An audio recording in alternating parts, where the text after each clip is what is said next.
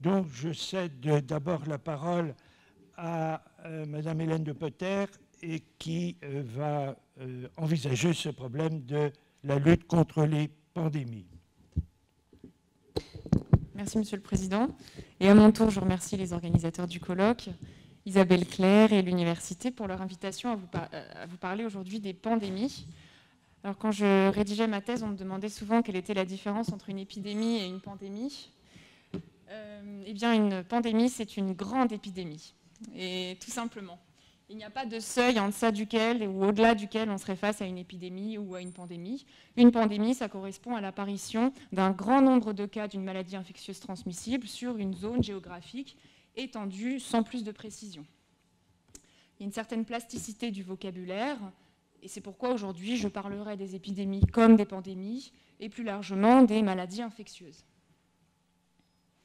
Un mot d'abord, à titre introductif, sur la cause des épidémies et des pandémies, parce que pour ne pas avoir une vision étriquée des choses, il faut bien avoir en tête que les épidémies et les pandémies ne sont pas qu'un phénomène naturel. Leur apparition est favorisée par un grand nombre de facteurs qui sont liés à l'homme. Alors je mentionne d'abord la pauvreté, le sous-développement, ce qui renvoie à la situation en Haïti en ce moment où cette épidémie de choléra sévit depuis 2010 en raison d'une situation de sous-développement. Les conflits armés sont également une cause propice aux épidémies, avec les déplacements massifs de population que ça entraîne, l'effondrement des infrastructures qui est causé par les conflits armés. Et pour ça, j'aimerais renvoyer la situation au Yémen actuellement, où sévit une épidémie de choléra. Les changements climatiques, la déforestation, les modes de vie comme l'urbanisation sont aussi des terrains propices à l'apparition des épidémies et des pandémies. Par exemple, le virus Ebola, qui pendant très longtemps a été confiné dans la forêt tropicale au centre de l'Afrique, est entré en contact avec l'homme à la suite de la déforestation massive dans cette région. Et enfin, l'accroissement du volume et l'accroissement de la rapidité des échanges commerciaux sont une situation propice à l'apparition des pandémies et des épidémies. On peut, à ce titre, parler du moustique tigre, dont on parle beaucoup en ce moment dans l'actualité. Le moustique tigre, qui est porteur de maladies tropicales comme la dengue, le virus Zika, est venu d'Asie par bateau, par camion, et aujourd'hui, il a colonisé 42 départements français en faisant de l'autostop sur les autoroutes. Donc, autant de facteurs liés à l'homme qui favorisent les épidémies et les pandémies. Donc, loin d'être une tête d'épingle, la question des épidémies et des pandémies appelle, si on veut l'appréhender correctement, à une approche transversale, une approche holistique. Ceci étant dit, aujourd'hui, je vais vous proposer une approche très concrète, une approche opérationnelle. Comment, d'un point de vue opérationnel, s'organise la lutte contre les épidémies et les pandémies. Et je vous propose un plan très simple, selon une logique temporelle. La surveillance d'abord, le premier temps, c'est la surveillance. Et ensuite vient le temps de la riposte. En ce qui concerne la surveillance, j'aimerais insister sur deux choses. Les acteurs qui sont impliqués dans la surveillance. Et dans un deuxième temps, souligner l'importance du phénomène des réseaux. Alors pour commencer par les acteurs, on a l'État, bien sûr. L'État est un acteur important, mais pas seulement. Le texte central auquel on a fait référence à plusieurs reprises depuis hier, c'est le Règlement sanitaire international, le RSI. Ce texte, pour particularité d'être un texte qui oblige l'intégralité des États de la planète, c'est un instrument universel. Il compte 196 États parties, et même la Corée du Nord est liée par le Règlement sanitaire international. Et l'universalité, c'est la clé en matière de surveillance et de lutte contre les épidémies, puisque si un État ne joue pas le jeu, il met en péril tous les autres. C'est l'idée du maillon faible. Eh bien, ce texte, à son article 5, indique que tous les États doivent acquérir la capacité de surveiller partout sur leur territoire les maladies infectieuses. Ça repose sur un triptyque. La détection, d'abord, on détecte le cas sur le terrain Dans un deuxième temps, on l'analyse, ce cas, cet événement infectieux, et dans un troisième temps, éventuellement, on le notifie à l'OMS.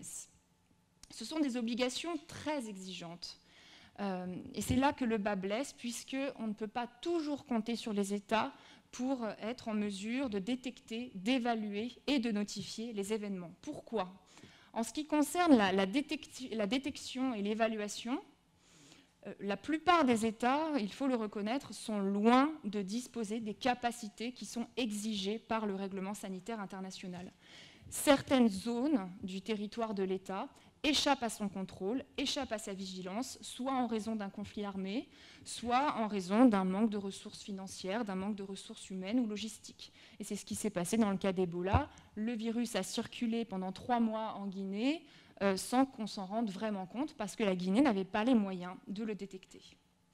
En ce qui concerne la notification maintenant, alors là, ce n'est pas les capacités qui manquent, c'est plutôt la volonté qui fait défaut. Les États sont assez hésitants quand il s'agit de notifier les cas à l'Organisation mondiale de la santé, car notifier, c'est inévitablement s'exposer aux conséquences économiques qui vont s'en suivre. Ces conséquences économiques sont liées aux mesures unilatérales de restriction aux échanges qui vont systématiquement être adoptées par les autres États pour se protéger. Et ça aussi, ça a posé problème dans le cas d'Ebola. Les 3 États principalement touchés ont hésité à notifier et leur crainte était fondée, puisqu'à partir du moment où ils ont notifié, ils ont subi de la part de 70 autres États plus de 500 mesures de restriction à la circulation des personnes et des marchandises, mesures qui sont largement considérées comme dépourvues de fondement. Alors heureusement, la surveillance ne repose pas que sur l'État. D'autres acteurs, de très nombreux acteurs sont impliqués dans la surveillance. Je donnerai juste un exemple. À ce stade, c'est celui de MSF. Donc, on a parlé hier du rôle des personnes privées. Et là, MSF a joué un grand rôle dans la détection d'Ebola.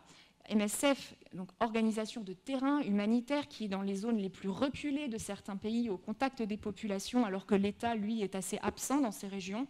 MSF a très tôt alerté l'OMS sur ce qui était en train de se passer, qui n'était pas normal. L'OMS a tardé à prendre en compte ces informations, et si bien qu'aujourd'hui, il est recommandé par certains que l'OMS conclue des accords officiels avec les ONG en vue de faciliter la reconnaissance rapide des événements infectieux. MSF n'est qu'un exemple. L'OMS est majoritairement informée de ce qui se passe en termes infectieux par des sources non officielles. Et au-delà de cette distinction entre sources officielles et sources non officielles, et malgré les réserves que je viens de faire et qui sont réelles, ce qui est frappant tout de même, c'est la bonne intelligence étatique et la bonne intelligence humaine qui règne globalement en matière de surveillance de maladies infectieuses. Et cette bonne intelligence se manifeste par le nombre incalculable de réseaux mondiaux de toutes sortes qui permettent le partage en temps réel de l'information sur les maladies infectieuses. Donc je vais insister un peu sur ce phénomène, le phénomène des réseaux. Dans un article publié en 2012, le professeur Bastide Burdeau, dans une petite note de bas de page, je crois, avait souligné discrètement l'importance des réseaux comme phénomène de la mondialisation. Et je pense que les épidémies et les pandémies confirment pleinement cette intuition. En raison du temps qui m'est imparti, je vais vous proposer un rapide aperçu assez sélectif. À l'échelle mondiale, d'abord, on a tout un tas de réseaux. L'un des principaux réseaux s'appelle le Réseau mondial d'alerte et d'action en cas d'épidémie, le GOARN, qui a été créé en 2000 à l'initiative, sur convocation d'une réunion par l'OMS. Et ce réseau, aujourd'hui, est composé de tout un tas d'institutions, de laboratoires, de centres médicaux qui sont localisés dans le monde entier. Et ces partenaires mettent en commun leurs ressources humaines, leurs ressources techniques pour échanger, pour dire voilà, il se passe ci près de chez nous, il se passe ça, et toi, comment ça se passe voilà. L'échange humain parfois favorisés par des liens d'amitié entre les experts qui se sont rencontrés à l'occasion de colloques. L'échange humain est essentiel. Ces personnes mettent en commun leur expertise, leurs ressources humaines et techniques pour identifier et confirmer rapidement les cas de maladies infectieuses sur la base d'un échange d'informations en temps réel. La France participe à ce réseau, beaucoup d'institutions françaises participent, Santé publique France, l'Institut Pasteur, MSF et aussi l'Université d'Aix-Marseille. Il y a beaucoup d'autres réseaux, mais avant de passer aux réseaux régionaux, je voudrais dire un mot du plus grand réseau qui soit. Donc vous aurez reconnu Internet. Internet est un instrument essentiel en matière de maladies infectieuses. Google a démontré que l'exploitation des requêtes Google que nous pouvons tous faire quand nous avons un mal de crâne assorti d'une petite fièvre, qu'est-ce que je peux bien avoir? L'exploitation des requêtes Google sur les symptômes des maladies permet d'anticiper de plusieurs semaines l'évolution d'une épidémie. Qu'a-t-on à l'échelle régionale? Dans le cadre de l'Union européenne, la décision 1082-2013, une décision qui est relative aux menaces transfrontières graves sur la santé. Cette décision, donc, organise le fonctionnement du réseau de surveillance épidémiologique, réseau qui repose sur la mise en communication permanente entre tous les États membres, la Commission européenne, et le Centre européen de prévention et de contrôle des maladies. Ces différents acteurs sont mis en communication permanente grâce à un système informatique confidentiel qui leur permet d'échanger 24 heures sur 24 sur ce qui passe sur le territoire des États. Et d'après la Commission européenne, ce réseau fonctionne bien. Il a produit de très bons résultats face à l'Ebola, face à la poliomyélite, face au virus dit MERS-CoV. Au sein de l'Union africaine, on se dirige peut-être vers ce genre de réseau avec peut-être un mécanisme similaire, puisque en 2016 a été créé le Centre africain pour le contrôle et la prévention des maladies. Les statuts ont été adoptés en janvier 2016, le centre fonctionne depuis début 2017, donc c'est quelque chose d'assez récent, mais qui fonctionne sur la base d'un réseau de centres régionaux à l'échelle de toute l'Afrique. Asie, Pacifique, Amérique sont également dotés de réseaux, mais je vais plutôt m'attarder sur un réseau plus original dont on n'a pas forcément entendu parler et qui est localisé au Moyen-Orient. En 2003 a été créé un réseau des ministères de la Santé, des universités et des instituts de recherche de la Palestine, la Jordanie et Israël. Et les participants au réseau partagent des informations sur les cas d'épidémie. Donc ça montre que les sujets techniques peuvent donner lieu à une coopération en dépit des conflits politiques. Donc, bien que des progrès restent à faire, on peut dire quand même que formellement, du moins formellement, la plus grande partie de la surface terrestre mondiale est sous surveillance sanitaire. Il me reste combien de minutes, Monsieur le Président ? 5 minutes. 5 minutes, bah, c'est oui. bien, je vais tâcher de les respecter. J'en viens à la riposte maintenant. Alors la riposte, ça veut dire la réaction. Cette réaction est souvent précédée d'une phase où on va appeler ce qui se passe, on dénomme. J'hésite à dire qualification juridique parce que qualification juridique, c'est un rattachement à une catégorie pour appliquer un régime juridique. Or, ce n'est pas toujours comme ça. Souvent, on appelle les choses, on a un langage commun et ça déclenche des conséquences, oui, mais qui sont essentiellement empiriques. Alors, à l'échelle mondiale, on a une très grande variété d'appellations possibles qui ont toutes un rôle particulier. Par exemple, alors là c'est central, l'urgence de santé publique de portée internationale. On peut dire que ça, c'est une qualification juridique qui déclenche l'application d'un régime. Ça se passe dans le cadre de l'OMS, il y a des critères assez précis qui sont donnés dans le règlement sanitaire international. C'est le directeur général qui est compétent pour faire cette qualification. À ce jour, il l'a fait 4 fois, notamment en ce qui concerne Ebola et Zika.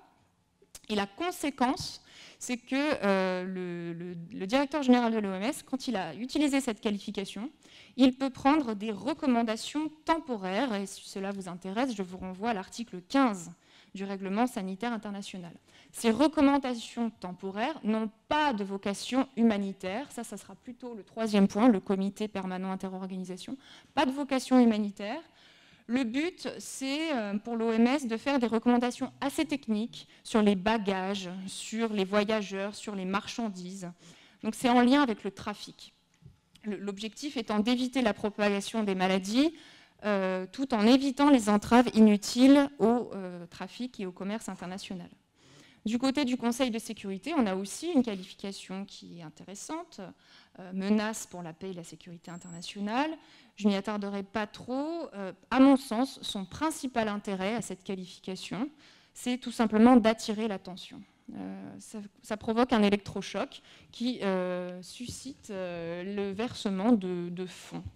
Donc, je pense qu'il ne faudrait pas que le Conseil de sécurité abuse de cette qualification parce qu'on risque de s'habituer et au final de devenir insensible à l'utilisation de cette qualification en ce qui concerne les maladies infectieuses. Alors, très intéressant et peut-être moins connu, c'est l'urgence de niveau 3 à l'échelle du système humanitaire. C'est une expression urgence de niveau 3 à l'échelle du système humanitaire. Là, ce n'est pas une qualification juridique, c'est plutôt une classification qui est faite, qui est pratiquée dans le cadre du comité permanent interorganisation, qui est un forum de coordination de l'aide humanitaire à l'échelle du système des Nations Unies et aussi en dehors. Donc on trouve le HCR, l'UNICEF, l'OMS, etc. Donc des organisations, des programmes qui fournissent de l'aide humanitaire. Et quand le CPI déclenche l'urgence de niveau 3 à l'échelle du système humanitaire, ça veut dire que ça va très mal et qu'il faut que tous les partenaires se mobilisent. Alors, ce mécanisme n'a pas été utilisé dans le cas d'Ebola, puisqu'on se disait qu'Ebola, c'était une crise sanitaire et pas une crise humanitaire. Ça a été beaucoup décrié, puisqu'il y a eu des conséquences humanitaires à cette crise d'origine sanitaire. Ça a été beaucoup décrié, et si bien qu'en décembre 2016, le comité permanent interorganisation a adopté un document qui adapte spécifiquement ce niveau d'urgence de niveau 3 au cas des maladies infectieuses. Vraiment, le document s'appelle « Document sur l'activation du niveau 3 en cas d'événements liés à une maladie infectieuse ». Donc il se peut qu'à l'avenir, le système humanitaire soit mieux à même de réagir face à une crise d'origine sanitaire. Dernier élément rapidement, la Banque mondiale vient de créer un mécanisme intéressant. Si une flambée épidémique remplit certains critères que je n'ai pas pu trouver parce que le site est encore assez pauvre en information, le site dédié au mécanisme est pauvre, si une flambée remplit certains critères relatifs à sa gravité, ça déclenche le versement de fonds par le biais d'un tout nouveau mécanisme qui s'appelle mécanisme de financement d'urgence en cas de pandémie. Ça a été créé en 2016 pour éviter les lenteurs liées à la collecte de fonds. L'idée, c'est d'avoir tout de suite des fonds à disposition. Et ce mécanisme a été utilisé pour la première fois pas plus tard que le 22 mai dernier, donc il y a seulement quelques jours. La RDC a bénéficié du versement de 27 millions de dollars pour la crise d'Ebola dans la province de l'Équateur. À l'échelle régionale, alors j'ai choisi deux cas, mais j'ai choisi celui de l'Union européenne. On a deux qualifications intéressantes. La première, c'est situation d'urgence. C'est la Commission qui est compétente pour dire qu'il y a une situation d'urgence. Ça s'applique aux épidémies de grippe susceptibles de se transformer en pandémie, mais également, plus généralement, aux menaces transfrontières graves sur la santé qui mettent en danger la santé publique à l'échelle de l'Union européenne. Et quand la Commission dit qu'il y a situation d'urgence, ça déclenche un régime dérogatoire aux règles de mise sur le marché. Ça permet de mettre sur le marché des médicaments et des vaccins qui, normalement, ne pourraient pas être mis sur le marché si on respectait les règles. Cette qualification n'a jamais été utilisée à ce jour. On a aussi la qualification de catastrophe naturelle ou d'origine humaine, utile à plus d'un titre. Quand il y a catastrophe naturelle ou d'origine humaine, le mécanisme de protection civile peut être déclenché. Donc, le mécanisme de protection civile, c'est un mécanisme de solidarité entre États membres de l'Union, mais aussi vis-à-vis des États tiers, donc dimension extérieure. Donc, ça consiste en quoi, rapidement? Ça consiste pour les États à mettre par avance des moyens, du matériel, des moyens humains, pour le jour où il y aurait besoin de les utiliser en cas d'urgence, pour le jour où un État formulerait une demande. Ça a été utilisé dans le cas d'Haïti avec le choléra, ça a été utilisé dans le cas d'Ebola. Et depuis 2016, ce mécanisme de protection civile, 2016 c'est après Ebola, il s'est passé beaucoup de choses à compter de 2016. Depuis 2016, ce mécanisme de protection civile a été enrichi d'un corps médical européen. Un corps médical européen, donc des personnels de santé, qui dès le mois de mai 2016 étaient envoyés en Angola pour faire face à une épidémie de fièvre jaune. Et en mai 2018, il y a quelques jours, l'Union a annoncé qu'elle était prête à envoyer ce corps médical européen au profit de la République démocratique du Congo. J'aurais bien d'autres choses à dire, mais je pense que là, mon temps est écoulé, donc je vais m'arrêter. Merci, Monsieur le Président.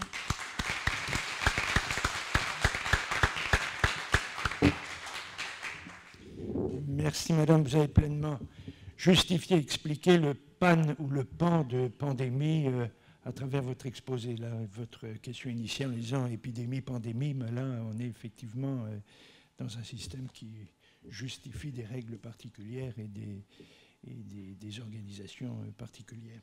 Merci beaucoup.